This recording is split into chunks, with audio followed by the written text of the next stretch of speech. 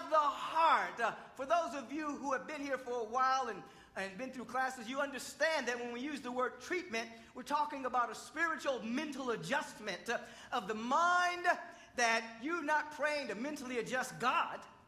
You know, I think God's a little off today, you know. I'm sick, but God's a little off. Let me adjust God. You know, I'm suffering from a lack of prosperity. God's a little off. Let me adjust God.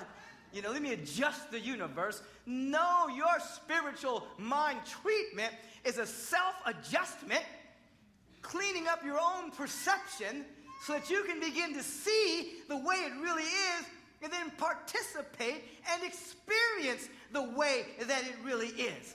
When you read the headlines and you comb through the newspapers, you will see that society needs a great mental adjustment and a great spiritual adjustment, a great treatment, because it's operating under the aegis, under the vibration, under the belief of scarcity and separation and lack, which produces a mass experience of not enoughness, which you see moving through society. Even though we're surrounded by abundance, surrounded by infinite energy, surrounded by zero-point energy, surrounded by electricity, surrounded by everything that is necessary, people still believe there's not enough to go around. They still believe that, and they still experience it. And you have immature economic systems built upon that, holes in it that will never be bailed out, because it's impossible to bail out something that has a hole in it based upon a non-renewable resource. But with the advent of higher consciousness and the greater discoveries of renewable resources, the golden age is here now, where you'll live directly from sunlight, directly from energy, directly from love, directly from God, technologically and biologically. It's here now. I don't know if you can do that eating a Big Mac, but it's here now. So, what am I saying? I don't know. I'm just listening. Now,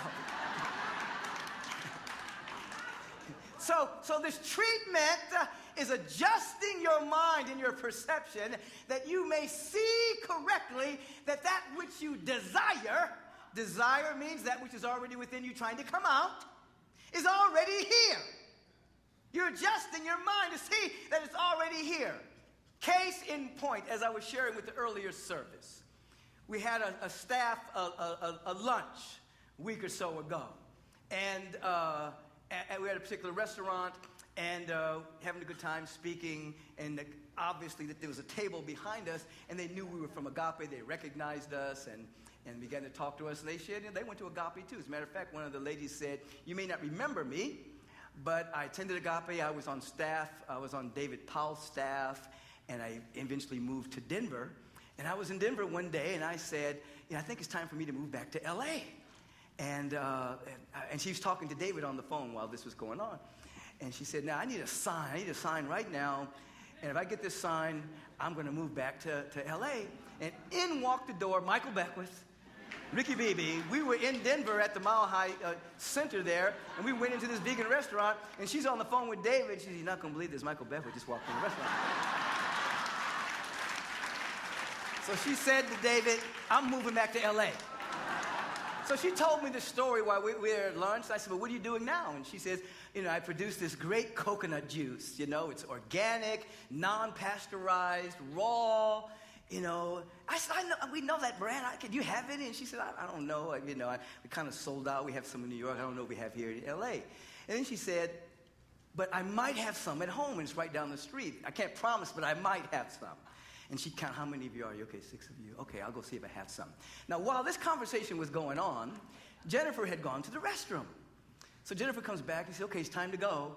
And I said, "No, we're going to wait a couple of minutes." She said, "Why?" I said, "Because we want some coconut juice, coconut water." And she said, "Well, is it on the menu?" I said, "I don't think so." And she said, "Well, you're just going to sit here and what are you going to do?" I said, "We're going to manifest it." You see where this is going. So she says, "Oh, okay, you're going to manifest a coconut." So I said, "Everybody join hands." So we got around the table, and I said, "Now see the coconut juice. Taste it going down your throat. Feel it going across your tongue. It tastes good, doesn't it? Let's call it forth now." Enough for everybody here. You feel everybody feel, everybody feel, everybody feel. Yeah, everybody feel. Okay, so, okay. And so it is. And so Jennifer says, okay, what are we going to do? I said, nothing. We're going to wait. She said, we're just going to sit here. I said, yeah, we're going to sit here. Just give it 3 minutes. See what happens. She said, okay. 3 minutes go by, nothing happens. She said, 3 minutes have gone by. I said, let's give it a couple more minutes. A couple more minutes passed by. She walks in with this bag, said, I got coconut juice for you guys. I got enough for you. And Jennifer jumps out of her chair. She says, what? What? Oh, what? This is how you manifest. What? She's beside herself. What? What? So then Lisa's trying to tell her, no, we already thought it might be coming. I'm like, shh. So finally we tell her what, that we had a previous arrangement. We didn't know it was going to come, but we were hoping that it would come. But this is the deal. This was the teaching point right here. I said, Jen, this is it. When you said, what? That was equivalent to, and so it is. At that moment, you have to remember that vibration. That whenever you pray, even before it shows up, you've got to go, what?